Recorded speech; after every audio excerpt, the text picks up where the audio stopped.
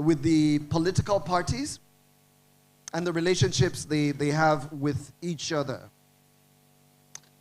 How can, and I want to direct this question to Bolaji Abdullahi as well as Yabagi Yusuf Sani, both of you, if you can please come in on this. How can inclusive political participation enhance legitimacy and prosperity, especially when you consider the recent waves of movements of politicians from one party to the other? If I can get both of your views.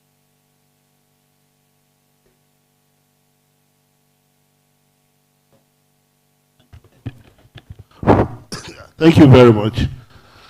I thank you very much. I want to thank my brother Paul Alaje for this initiative. Thank you very much. I thank our mother. I came here around past 9 this morning and I met her. She's already seated and she's still here. So sometimes you ask yourself, when older citizens show this kind of commitment, then how can we, the younger generation relative to her, give up on our country? Thank you very much for showing leadership and for the example that you teach us. I think when I was coming here this morning, I asked myself, what am I coming here to do? What am I coming here to say? I've worked in civil society for many years. I worked in the media for many years. And it appears that no matter what we do, no matter what we say, nothing is going to change.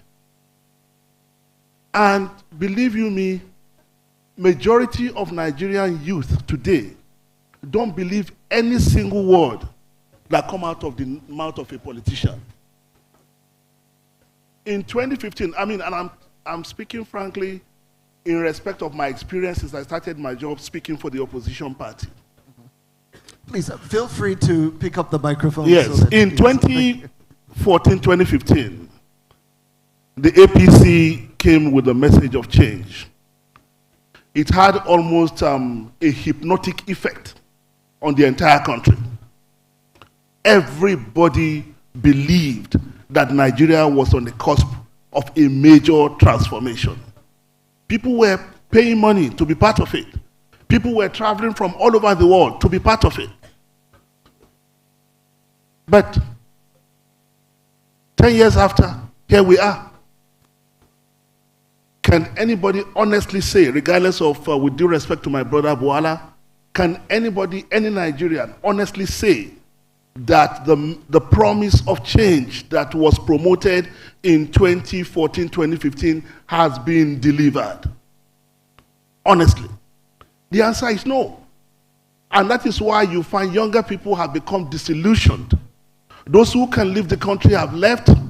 Those who have not left have stayed back and they are watching. And that's why during elections, you get voter turnout 15, 20, sometimes 5%. And politics means everything. The mess we are in today as a country is because of the kind of politics we have played. And if we are going to solve this problem, it's going to be by the kind of politics we choose to play going forward. We cannot pretend politics is becoming meaningless in Nigeria, and I'm rounding up, sir. You talk about politicians leaving one party to another because there was no conviction. There is nothing to hold on to.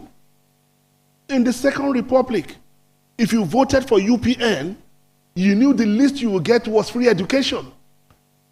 You knew what you were voting for. But since we started for, and I'm not exonerating myself, but I'm saying that we should not come here and start gassing and start talking about stories of progress. There's no progress.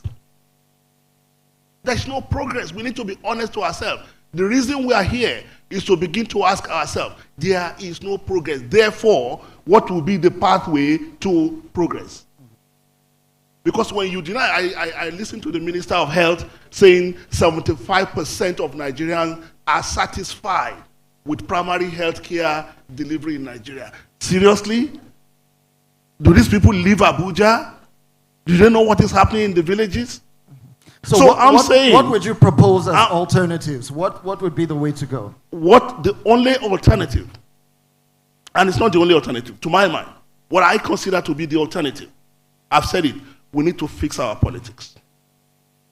Now, if you want to contest an election, how do I mean? If you want to contest an election, even a local government chairman election, you probably need 3 billion, 4 billion. If someone raises 3 billion, 4 billion to contest an election, so it's only crooks and criminals that could afford that. So when we passed not too young to wrong bill some years ago, how many young people have been successful in contesting an election? Because they don't have the capability. It has been priced out of their hands. To be governor, you nearly 7-8 billion. In some states, 15 billion. Who gets that kind of, how do you get that kind of money? So unless we agree that our politics is broken and the extreme commercialization of the electoral process is killing our politics and it is throwing up a strange generation of leadership that we have not seen before in this country. Unless we address that, all other things, if you like, bring Angel to be head of this, it's not going to go anywhere. Thank you very much. Okay. Thank you very much, distinguished chairman of the ADP. We have your views.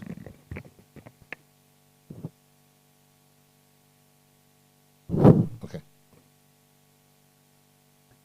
Well, let me begin by appreciating the convener of this very, very refreshing event, because I'm sure a lot of work must have gone into it, and it is quite exhilarating because, you know, it's not common to find one individual putting out this kind of educative and quite invigorating, you know, engagement. Having said that, I want to also, you know, appreciate the listeners, because it's about engagement. And the question I was asked to talk about is the relationship between political parties and how we have impacted development of democracy in Nigeria. Well, Nigeria, I listened to many presentations here, and everybody agreed that Nigeria is a very, very big country. Nigeria is a promise of greatness. Nigeria has all it takes. The only thing is the leadership, you know, question. That is what we are lacking. And this is not far-fetched, because if you look at the kind of system of government we are practicing, it's a constitutional democracy. Therefore, you expect laws that will govern the exercise. Unfortunately, the laws that we put out deliberately are made to weaken the system.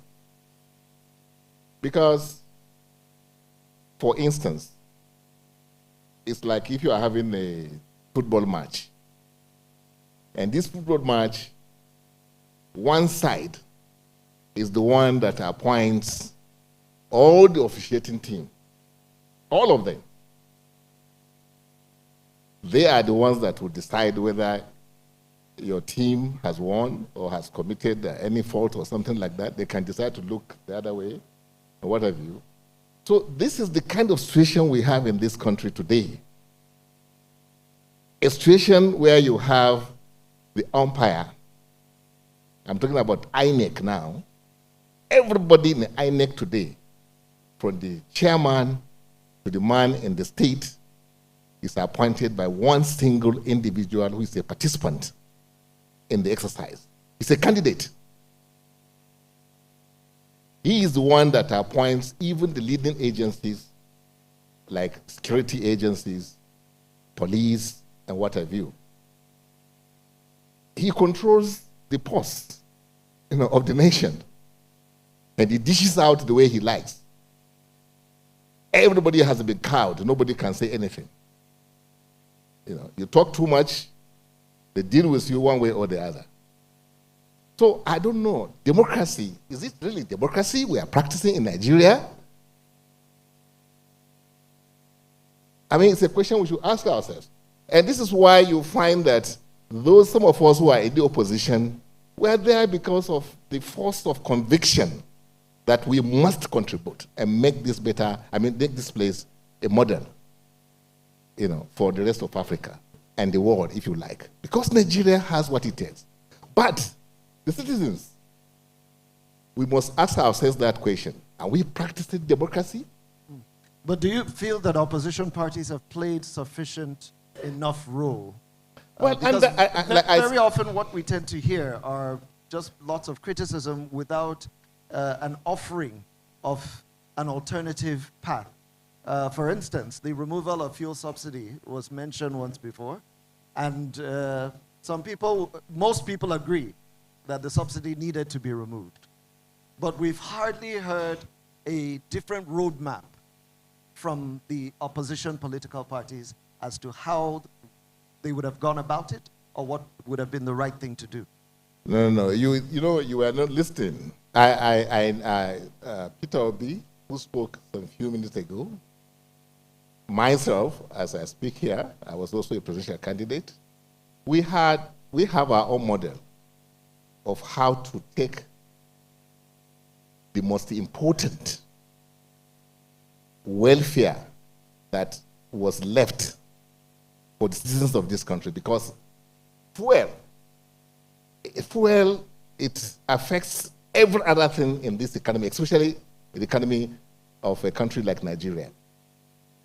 If you look at all other sectors of the economy, there is such a strong nexus, backward and forward linkages with the oil and gas sector. Anything you do in the oil and gas sector affects all the other sectors of the economy. So some of us, we were not coming to remove subsidy without providing a safety net that will take care of the harsh effects that we are witnessing today on the people. Yes, agreed that we cannot continue as we were continuing before, and even the government before this government also accepted the fact that subsidy must be removed.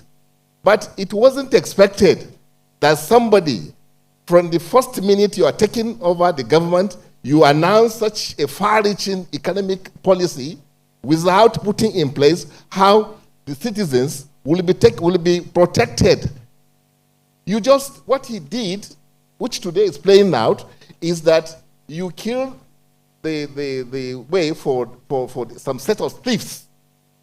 And then you now open another way for state actors to now do whatever they like with whatever is coming from that policy. What do I mean?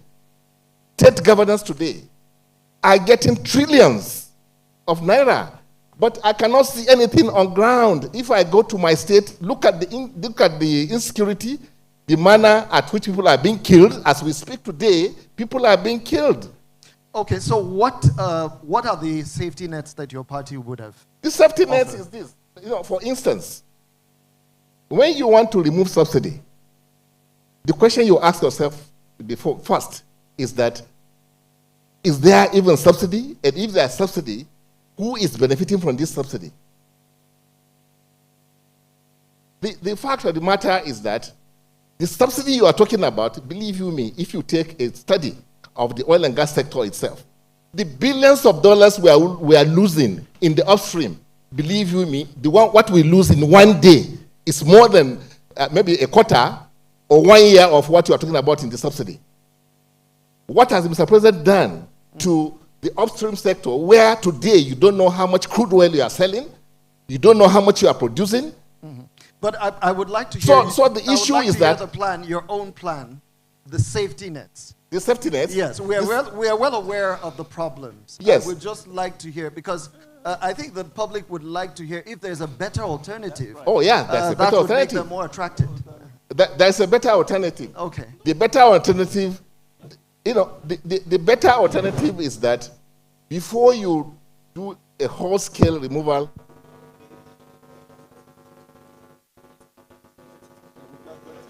Okay, go ahead.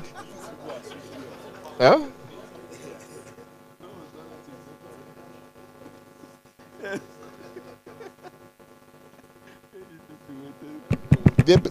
I don't know.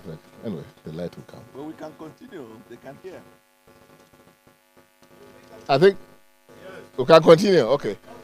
Okay, the better. Okay, so wait.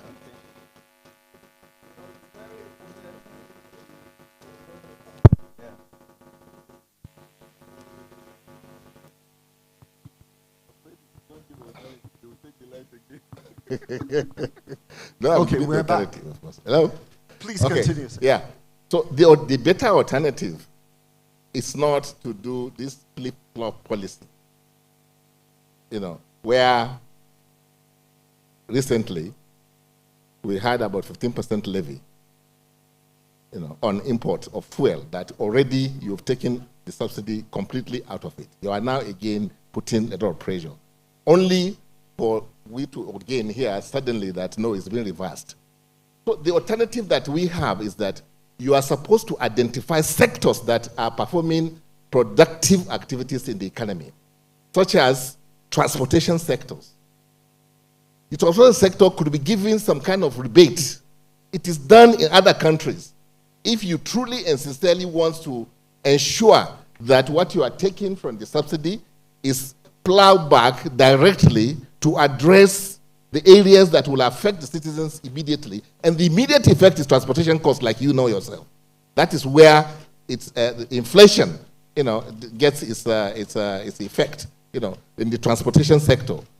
And then you can, by the time you do that, you now do what? You concentrate on building or repairing your refineries so that you will have this thing, I mean the fuel, locally available for your citizens. All right, so, sir. So the I'm issue, sorry, the issue, sorry to cut you short. No, you're asking for my, let me land. It's just one thing I want to say. All right, go ahead.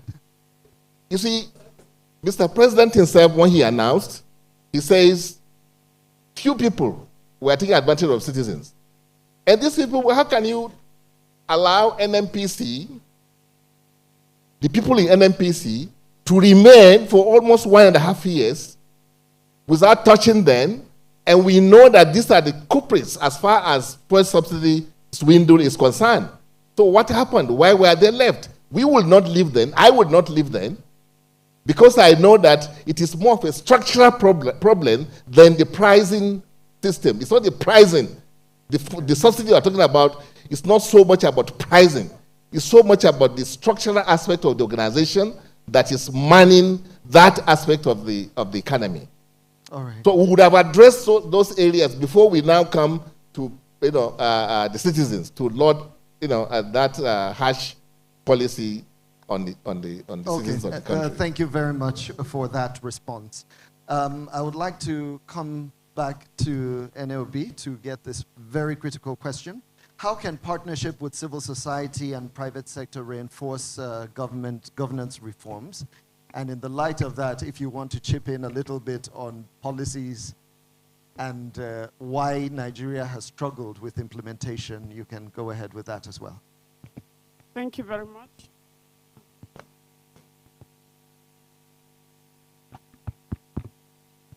Okay, thank you very much for the opportunity. I want to say a big thank you to Mrs. Obasanjo. Mommy, I really appreciate you for being here since morning. And, it really deserves that, because I had an event that I had been invited for 3 months ago, which competed with this. I should have rushed off. But seeing you sitting down from morning till now is really an inspiration. And I want to say a big thank you to all members of the panel, because most of them have been here since morning. Before I will come back to your question, but I want to talk a little about the fuel subsidy that they're talking about. The issue of fuel subsidy, for me, there is nothing like fuel subsidy. I worked in the Nigeria Labour Congress. That was my first port of call in terms of where I picked up a job. The first fuel subsidy removal was about, they were going to move a fuel from 11 naira to 22. And that was when we started the struggle to say you cannot move the price of the subsidy. There was a research by the National Assembly, and it's still live. If you Google it, you are likely to find it, to say that there is nothing like fuel subsidy because they say they are paying the middlemen. Who are the middlemen? Up to today, the report is before the National Assembly. Nobody brought it out. And then, Prof said in the morning, talked about the economy, how we are looking at the economy, how you have to have, a sort of shock waves before you make any pronouncement. We were being told in the morning by, Dr. Tokwe that, we have to calm down, you calm down. But in one day, in 2 days, you can just destroy people's lives. And that is what the removal of, the pronouncement on the removal of fuel subsidy meant. As a country director of ActionAid, I know how we struggled with the World Bank. When they were going to encourage the government of Nigeria to increase fuel subsidy and the tariff, electricity tariff, we fought them almost to a standstill. This is COVID. COVID is here. Why would you be increasing tariff? They changed the tariff for the country. Now we have high-level area or whatever, discrimination and all of that. And so what we are talking about is a very serious thing about people coming in. The World Bank is now the one telling Nigeria that you are not doing well. They come to give you loans that you don't need. They bring it along. They say, remove the subsidy. What subsidy are you removing? Remove subsidy from your education. Investment in the human capital is one of the best because we are not investing in the human capital anymore. The more than 60% of Nigerians that are, young people today, how many people have been given scholarship to go and study? But they invested, almost all of those who are in government now got scholarship, not only to study in Nigeria, but to study abroad. Even those who are studying in Nigeria, their beds were made for them. When you are going to school, you just drop your things in the laundry bag and you come back. That's a university student for you. That was Nigeria investing in the human capital. I just want to drop that there. So there is nothing like subsidy. They are just cheating. They are just cheating. How can the government that we have today, the political class, with the kind of corruption or the cost of governance that is going on, how many, either it's the governors or you have the politicians when they are moving, how many people, how many vehicles do they move with? Bulletproof. One bulletproof can free a whole primary school. So they are so disconnected because in this world, you are only in this world for a time. What you don't do now, you get away. Once you die, everything goes with you. No matter the kind of primitive accumulation of wealth that they are doing. I will put that down and then respond to your question. The issue of policy. We are talking of governance and institutions. We have a democracy. In a democracy, we should be able to criticize. Even in the military, many of us challenge the military, and we're still left on our own. At times, they will arrest you, but they will leave you, and then we continue to engage them. We challenged, myself and some of my colleagues, the civil society. We went all the way. In 1995, we went to Addis Ababa to challenge the military government to get out of power. And we came back. Abacha, they allowed us to come in. Whoever was in governance then, they still allowed us, sent the Nigerian embassy staff to even go and entertain us where we were. We came back to Nigeria. An extraordinary session of the African Commission on Human Rights was called. I'm just bringing it down that what we are talking about here is about Africa. We started this meeting this morning as Pan-African. I've worked in about 13 countries in Africa. And I see the kind of, wastages, the colossal selfishness of our politicians, our political class. What we need is a new breed of quality, qualified, citizens of Africa. When I say qualified, what is your quality as a Nigerian? What is your quality as an African? What is your quality as a leader? As someone who is in the security sector, what is your quality? What is your quality as a student? Our students are going through so much because nobody is investing in them. I'm seeing people dropping from 200 level, 300 level, 400 level, 500 level. They can't move forward. And the nation doesn't worry. We need to worry about them. There is a huge environment. The policy of investment, if you cannot consume your labor force. I went to a secondary school that I was taught by Canadians, Indians, Americans in a public secondary school here in Nigeria. And what happened then was all these people, like the Indians, they trained all their people, and the ones they cannot consume, they send them out. And that's why you have all the remittance that you're having, which is greater. And so what are we investing in the human capital? As we are talking of the economy, as we are discussing this colloquium, so many questions on economy came up in the morning. And I can tell you, do you know that the 2024 budget has not been implemented? Not to talk of 2025 budget has not been implemented. And you want the economy to rise. And so, very soon, in the next 1 month or a couple of weeks, they are going to present 2025, budget. So you have 3 budgets that are running. I used to teach public finance, analysis and all of that. So we are not holding, our citizens have become very quiet. We are getting docile. Citizens are tired. But I can tell you that when NSAS came up, I had hope for this country. Because the young people, it didn't matter whether they were old and young. On the other side that I will talk about is that the governance system that we have now is male governance. If I don't talk about that, then I will not talk of my constituency. It's male governance. You have a National Assembly that, in the Senate, 109, you have only 4 women. In the House of Representatives, 360, you have 16 women. So out of 469 or thereabout, you have only about 20 women. And then in 14 houses of assembly, not a single woman. And you have women committees manned by men and also discussed by men and decisions taken by men nobody is talking about.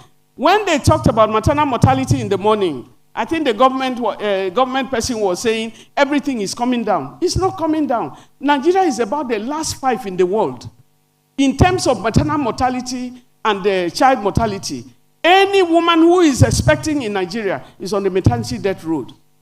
And what we are saying is that we are not investing in that sector that was very robust before. You have some of the best doctors in the world, they are from Nigeria. Somebody went for a surgery or special treatment in the UK. 6 out of the 7 doctors were Nigerian professionals. The leader of the team was a Nigerian. And so it's not a bad thing for people to go out. Qualify your citizens. Those who are graduates already, whether they have masters and so on, you can inject certain things and send them out as, qualified labor. What we are saying here is, we are talking of migration. Migration is not a bad thing. They don't want people who are not qualified. The doctors are migrating. Are you hearing anything? The nurses are migrating. Are you hearing anything? But they can go. If you can qualify some of them, send them out, sell them out, let them go and live their life there, but they will always remember Nigeria, and they will always bring back. So I want to say thank you. The issue of policy implementation is a very special one, but the political will.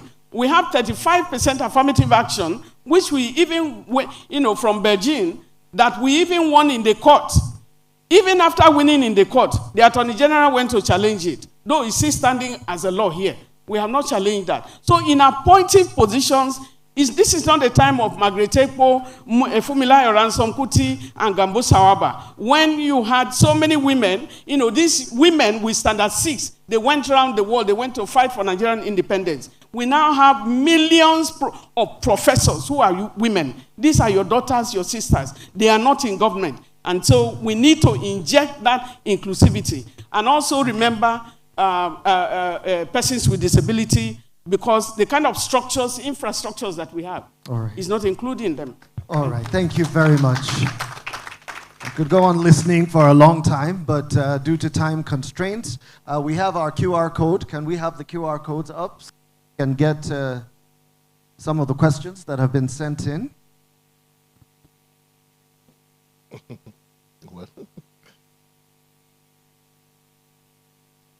Okay. Honestly. If we're struggling with that, maybe let's take 3 quick questions. 3 quick questions. No, And then we you should give the panel. get responses to those questions, and then we can round up the session for the day. Eh? Very quick questions, please. Thank you very much. My name is Ishao Aliyu. My question goes directly to Buala, Mr. Daniel, please. The allegation that it is going around that for an APC governor, for an opposition governor to join the ruling party, 200 billion is pegged. I want some information, please. Okay. Thank you very much for that question. Second.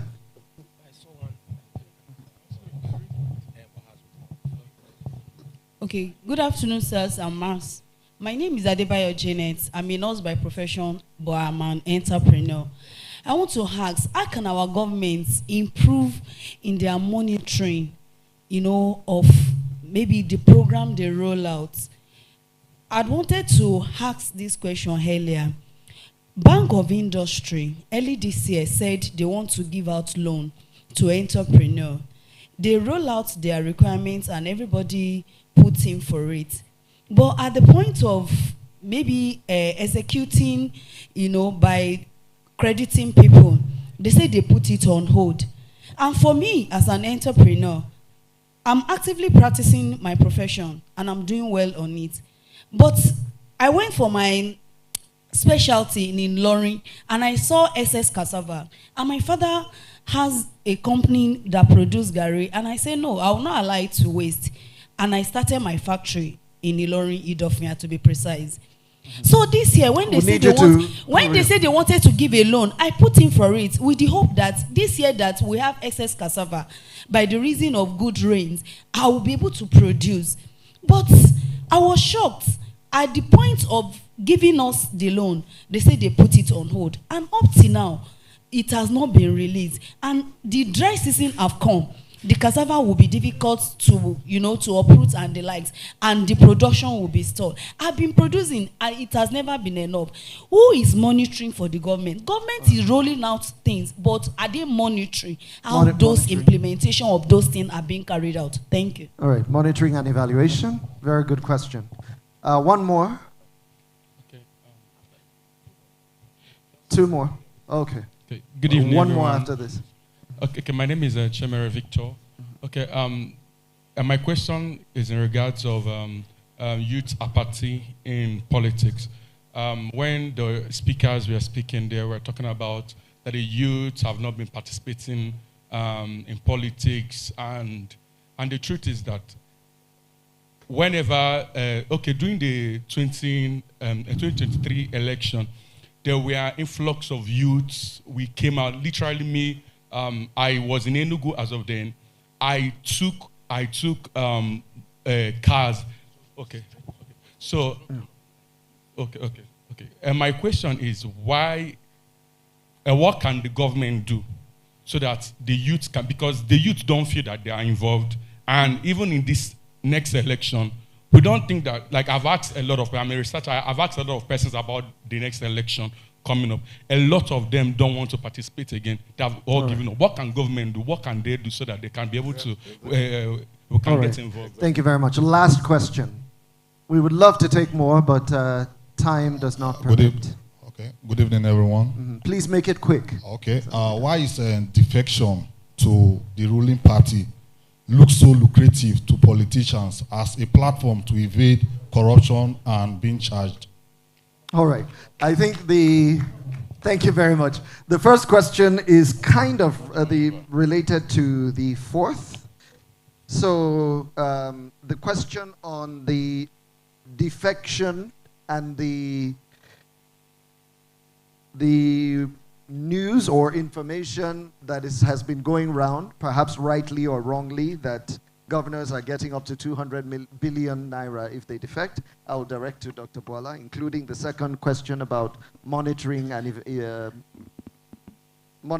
evaluation of governance project. The question on youth apathy, if I can have the two chairmen to respond to that. And then the question on, and also we would like to have our experts on civil society to come in on that. So please go ahead. All right. Thank you very much. Let me respectfully submit to you that rhetoric is actually the problem of politics in Nigeria, which unfortunately the opposition feed off of it and they don't pay attention to data and facts, which was the reason why all of our conversation here, when blames were apportioned to the governing party, you may have heard the anchor repeatedly ask, what is the alternative? That is the problem of Nigeria. But let me answer your point. There is no such thing as giving money to any governor or senator to join the party. You don't have to go to Atlantic Ocean to know. All you need to do is to look at the parties. Which one is attractive at the moment? The alternative party right now don't have a direction. It is actually the opposition in any democratic society that define the democracy of that country. Because the opposition is supposed to be the salt. How you play it? By providing attractive, suitable, and sexy alternative. Whining and murmuring and shouting is the easiest thing people do. Even your child that is 2 years. What do you want? He doesn't even know what he wants. They talk about alternatives. For example, with respect to her question, first of all, it's an admittance that government introduced a policy to give access to credit for the purposes of business. That's a plus. But her concern now is that it was put on hold. And my response will be, there must be a reason. I would have been more worried if she said, people were selected and given and others were denied, discriminated against. And I will find out these things she asks and they provide. So to me, the question is a plus. Secondly, with respect to Nigeria not working, people will tell you Nigeria is now, they ask a question about education, human capital. This administration has provided lots of mechanism for the Nigerian people and teeming population to access credit and bring the best out of them. With respect to education, I will round up, sir. 500,000 Nigerians as of today have benefited from loan that they don't have to pay school fees from their pocket or cost of living. The data is in the public. With respect to healthcare crisis in Nigeria, I was a gentleman from NDLEA whispered to me about the health crisis, drug crisis. You know that kidney problem in Nigeria is epidemic. This government introduced subsidized cost for dialysis in all the federal hospitals. You need to go and check it. With respect to issue of mortality that my sister, the NGO said, in all the government hospitals in Nigeria now, there is free cesarean section. So if you want to criticize government, bring counter facts. Right. I'm coming. Cambia now. Calm down. Right. So this is how to I'm told that our time is almost up. Oh my word. Yes. But I think you've made quite a few points to think about. Dr. Bolaji, please go ahead. If you have a counter, for example, he said it is not true. So what would have happened is for him to come out and say, I have gone to all the hospitals and I can authoritatively say that there is no free cesarean. Because it's easy to say it's not true, but to support it with evidence is what they cannot do. All right, sir. You stylishly took back the microphone. Thank you very much. Thank you very much. Yes, sir. Sorry, in 1 minute, please. No, I apologize. I cannot speak for 1 minute. I will speak, yes. I've been here all day, so you can't ask me to speak for 1 minute. All right, 2 minutes, I'm please. mindful of the audience that everybody is tired, yes, but we need to make our point. Okay. And by the way, I'm not chairman of a party. I'm the National Public Secretary of the African Democratic Congress. All right, sir. Apologies for that. Please go ahead. You see, I'm sorry. You guys should stop gaslighting us.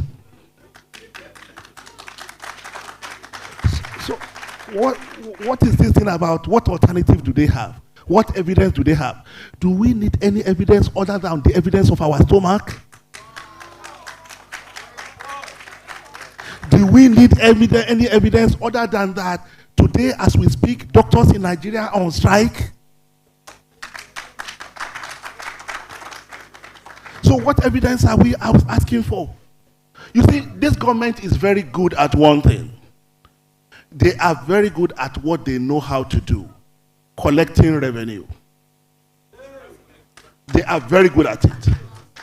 That's why you hear 15% levy. As from January, 5% this, 11.5% aviation, 5% on petrol, 15% on this. They are very good at it. Now there's no problem. You can generate revenue. But the question is, what do you do with it? Like Madam had said, if you say you have withdrawn subsidy, I don't want to get into the dialectics of whether there is subsidy or not and all that. But if you claim that you have stopped paying subsidies, it suggests that the money you were spending on subsidy, you were spending it on something else. Therefore, you will expect that people will now go to the hospital and they will now find drugs that are cheaper. And then I'll say, why are our drugs suddenly cheap? I'll say, okay, that is the outcome of the subsidy that we are no longer paying. What every country gives its citizens subsidy. Why is food cheaper in America than almost every country of the world? Because there is subsidy in agriculture. They subsidize food. Some countries subsidize accommodation. Some countries subsidize transportation. But this is the only country where government will be feeding fat in luxury and asking the citizens to endure, to sacrifice, to have patience. Things will get better. And all they are doing is collecting one loan after another. As we sit here, only God knows how much each one of us is owing. They have collected on our behalf, and we don't know what they do with it. And he's here telling me to give him evidence. At the last resumption, I read in the Guardian, I had tears in my eyes. Their parents are now taking their children to home lessons because they cannot afford to pay fees. They said they are paying student loans. All we hear is numbers. They are talking about social, what is it called? Social safety net. Even the World Bank said it is not getting to the right people. IMF said it is not getting to the right people. But they are happy. And now, on the last note, the last point I will make. You see, the devil is a liar.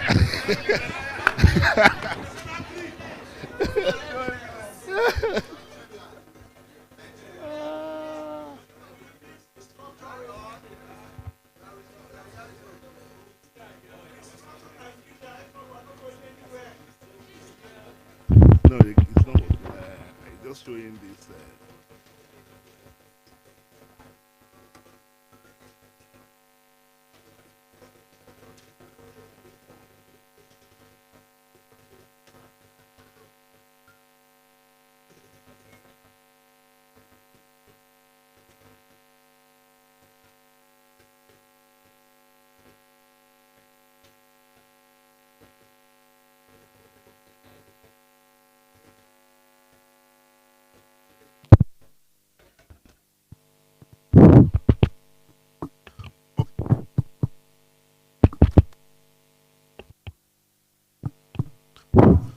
Okay, as a round up, yes, 1 please. minute, round up. We like to say that our institutions are weak. Institutions of government are weak. But what you find is that the public institutions in Nigeria are actually not weak. They are very efficient in doing what they want them to do, which is distribution of patronage. And for the people benefiting from the status quo, the system is perfect. The institution is delivering on results. And that's why you see, what have you done? How have you spent your money? They say, oh, we have built this number of classrooms. Regardless of whether children are getting any education or not. What have you done with your budget in health? We have built this number of hospitals. Regardless of whether citizens are getting treatment in the hospitals or not. So until we begin to focus on outcome, rather than what we put in and processes, we're not going to make progress. All right. Thank you very much.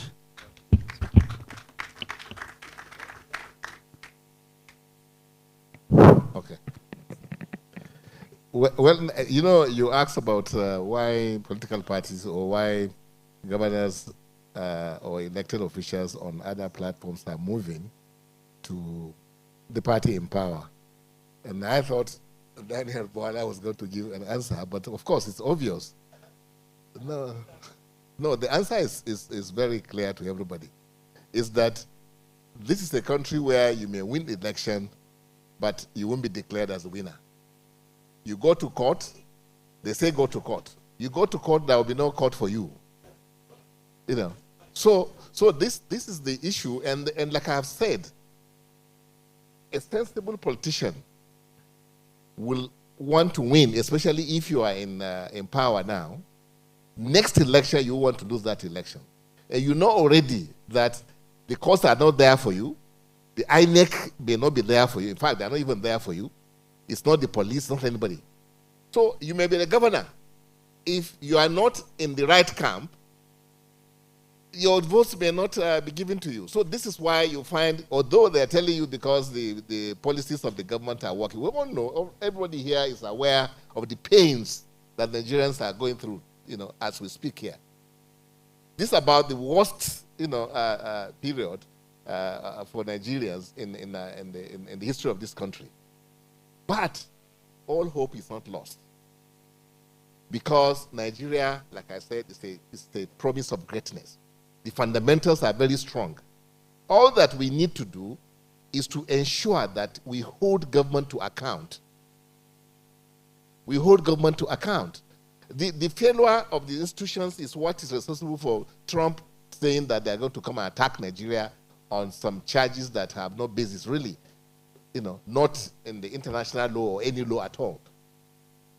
If the institutions are not weak, that if the military are doing their job in checking the banditry and other killings and what have you, somebody from outside would not threaten us. If the institutions are not so weak, you wouldn't have a minister making a caricature of himself, abusing a military officer, because the institutions are weak. So that's why instead of us to use processes, we're using power. Okay, sir. Thank you very much for that contribution. Could you please round us up? Okay, thank you very much. I used to be the convener of the Nigerian Civil Society Situation Room, and so I led about 95 organizations to the last general election, and I could see what the trust, the issue of trust, the question of trust did to Nigerians. Many of us are still sick, because how to remobilize for the next election is a daunting task. Because for the young people, they were learning to believe again, and they were learning to trust again, because the Beavers machine was working and was recording and was delivering, and everybody can see as the results were coming in. But we continued with the off-cycle election until the main election itself. And in fact, for the off-cycle elections like Anambra, Ekiti, Oshun and all of that, by 9 p.m., you have about 90% of the results online already. But it came to presidential election.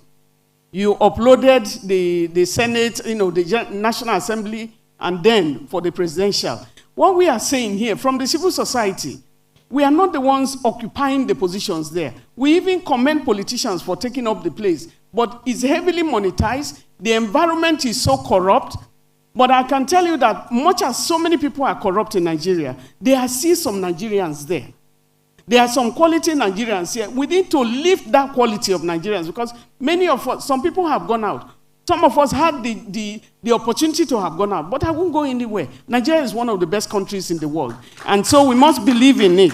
So the youth need to know that we have no other country than Nigeria. You need to protect it. Even if you want to live abroad, you need to build it, because your children will want to see their history.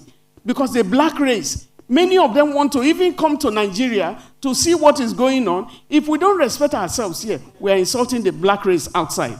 I want to say that, the issue of civic education, the national orientation, I worked in about 26 states when I was country director of ActionAid. We walked around, we have seen poverty. And so when they say more than 200 million Nigerians or more than 139 million Nigerians are living below the poverty line, I've seen poverty face to face. But the government is a bit disconnected. My sister there talked about access to credit. I led some of my directors to CBN. They said then they had about 70 billion for women, for loans that they can access. But even the director then, who received us, said people from his village cannot access that because the rules, they cannot, loan itself cannot be reached because they cannot break the barriers. We need to break the barriers to sort of give incentives to cottage industries, which is abound here. I want to just say that, electricity, as you are talking, Dr. Paul, as you are continuing the advocacy, I was on holiday somewhere in the US, and I met with some people who came to Nigeria to look at Kainji Dam. Because electricity, the cost of production in Nigeria became so high that many industries left the country. And so we met this gentleman. He said, which country are you from? He said, we are from Nigeria. He said, oh, that country, very rich country, but the management, you need to get it right. They came here, they told them to look at Kainji if it can give us light. They said Kainji can give us light 24/7 plus 5 other countries. What happened? The technical team asked for money. The amount of money they demanded of them, they said they can't do that to Nigeria. Because the projection outside there is that Nigeria is not a rich country. Nigeria is a very poor country. When I was growing up, no Nigerian or no African was speaking from the dustbin. But because of IMF loans, conditionalities and all of that, Nigerians are now picking from the dustbin. We are leaving the stage worse than we met it. You need to stand up right for Nigeria. You need to speak where you need to speak. You need to live that life for generations to come. Let's stand up for Nigeria. Thank you very much. A big round of applause. And with that, I think we've come to the end of the section in governance. Of everything that was discussed today, this is probably the most critical because everything rises and falls on the shoulders of the leaders. And so I would like to say a very big thank you to each and every one of my panelists, and thank you to the members of the audience for being so strong and so patient to bring us to the end of this. Thank you very much and good night.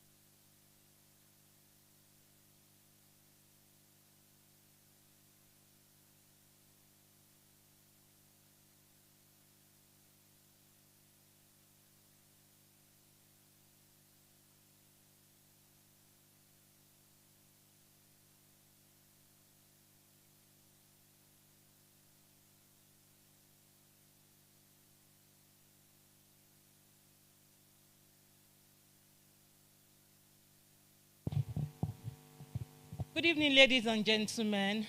We want to say a sincere big thank you to all our keynote speakers, all our panelists, all our moderators for staying with us since morning till now at the 2025 TPAColloquium. We want to say thank you to all our invited guests, the students that were with us, the people from the civil service. We want to say thank you to every one of our delegates that came here today to have this transformative discourse. We wish you safe journey back home, and we look forward to receiving you at TPAColloquium 2026. Have a good evening.